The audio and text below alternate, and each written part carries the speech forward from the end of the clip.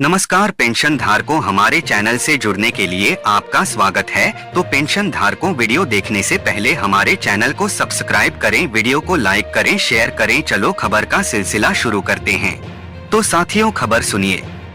नई Delhi EPFO higher pension option कर्मचारी भविष्य निधि संगठन एम्प्लॉइज प्रोविडेंट फंड ऑर्गेनाइजेशन यानी EPFO ने अपने एलिजिबल सब्सक्राइबर्स को ज्यादा pension option higher pension option चुनने का मौका दिया है। इसके तहत EPFO ने ज्यादा पेंशन पाने के लिए आवेदन की deadline EPFO higher pension deadline बढ़ाकर 3 मई 2025 तक कर दी है। हालांकि इसको लेकर कर्मचारियों के मन में कई तरह के सवाल हैं। हर कर्मचारी यह जानना चाहता है कि आखिर ज्यादा पेंशन का विकल्प सही है या नहीं और इसमें निवेश करना चाहिए या नहीं। इसको लेकर यह भी सवाल है कि ये स्कीम कर्मचारियों के लिए कितना फायदेमंद हो सकता है और इस विकल्प को चुनने से उनकी सैलरी कितनी बढ़ने वाली है। तो चलिए एक एक करके इन सभी सवालों का जवाब भी जान लेते हैं। कर्मचारी पेंशन योजना एम्प्लॉइज पेंशन स्कीम यानी EPS नवंबर 1995 में अस्तित्व में आया। इस पेंशन स्कीम के तहत कर्मचारी भविष्य निधि संगठन EPFO रिटायरमेंट के बाद कर्मचारियों को पेंशन देती है। जब ये स्कीम लागू किया गया तो उस समय कर्मचारी अपने बेसिक सैलरी, महंगाई और कुछ अन्य भत्तों के साथ का 12% हिस्सा EPFO में योगदान देता था, जिसके बदले रिटायरमेंट के बाद कर्मचारियों को कुल जमा की गई राशि पर तगड़ा ब्याज के साथ एक मोटा रिटायरमेंट फंड मिलता था। हर कर्मचारी यह जानना चाहता है कि आखिर ज्यादा पेंशन का विकल्प सही है या नहीं और इसमें निवेश करना चाहिए या नहीं। इसको लेकर यह भी सवाल है कि ये स्कीम कर्मचारियों के लिए कितना फायदेमंद हो सकता है और इस विकल्प को चुनने से उनकी सैलरी कितनी बढ़ने वाली है। तो चलिए एक एक करके इन सभी सवालों का जवाब भी जान लेते हैं। अगस्त 2014 में EPFO ने EPS के नियमों में एक बार फिर बदलाव किया, जिसके बाद पेंशन योग्य आय की सीमा को 6,500 रुपए प्रति माह से बढ़ाकर 15,000 रुपए कर दिया गया। इसके साथ ही कर्मचारियों को यह विकल्प दिया गया कि वो अपनी वास्तविक बेसिक सैलरी के हिसाब से EPS में योगदान कर सकते हैं। इसके लिए उन्हें अपने संस्थान में आवेदन करना होगा। वहीं अगर कोई कर्मचारी इसके लिए आवेदन नहीं करता है तो उसकी बेसिक सैलरी से EPS में योगदान 2,000 रुपए की अधिकतम सीमा के हिसाब से ही किया जाएगा। इसे आसान शब्दों में समझें तो आपकी आय कितनी भी हो, पेंशन फंड में आपका योगदान 15,000 रुपए के 8.33% के हिसाब से ही किया जाएगा। अगर महीने के हिसाब से देखें तो आपको हर महीने अधिकतम 1,250 रुपए का योगदान करना होगा और बाकी राशि EPF में जमा हो जाएगा। सुप्रीम कोर्ट ने पेंशन स्कीम को लेकर दिया ये आदेश।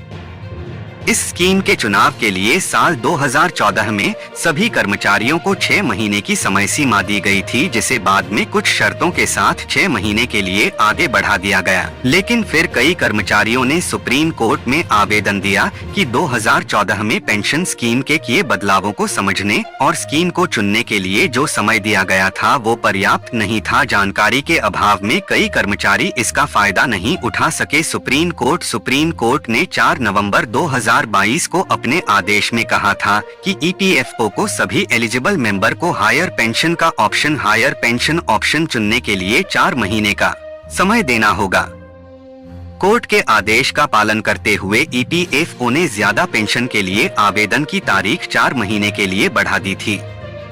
यह 4 महीने की अवधि 3 मई 2024 को समाप्त हो रही है। इस वजह से ऐसी खबर आ रही थी कि इसकी अंतिम समय सीमा 3 मई 2024 है। लेकिन हाल में एक बार फिर EPFO ने ज्यादा पेंशन पाने की स्कीम में आवेदन की तारीख बढ़ा दी है, जिसके बाद कर्मचारी पेंशन योजना 1995 EPS 95 के अंतर्गत EPFO सब्सक्राइबर्स 10 मई 2024 तक ज्यादा pension EPFO higher pension scheme पाने के लिए आवेदन कर सकते हैं।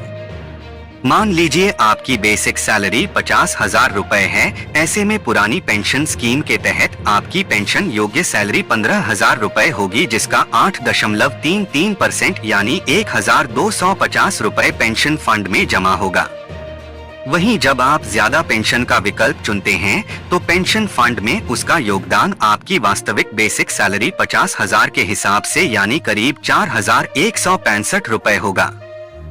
ये स्कीम आपके लिए कितनी फायदेमंद है, आपको इसका चुनाव करना चाहिए या नहीं, ये समझने के लिए BQ प्राइम ने ऑप्टिमा मनी मैनेजर्स के फाउंडर और CEO पंकज मठपाल से बातचीत की। उनका कहना है कि फिलहाल EPFO की तरफ से पेंशन के कैलकुलेशन पर कोई साफ जानकारी नहीं दी गई है। ऐसे में कर्मचारियों को इस स्कीम का विकल्प चुनते समय 2 फैक्टर्स का खास ध्यान रखते हुए फैसला करना चाहिए, जिसमें पहला फैक्टर ये है कि अगर कर्मचारी को रिटायरमेंट के बाद एक मुश्त राशि ज्यादा चाहिए तो उनके लिए पेंशन की पुरानी स्कीम बेहतर हो सकती है।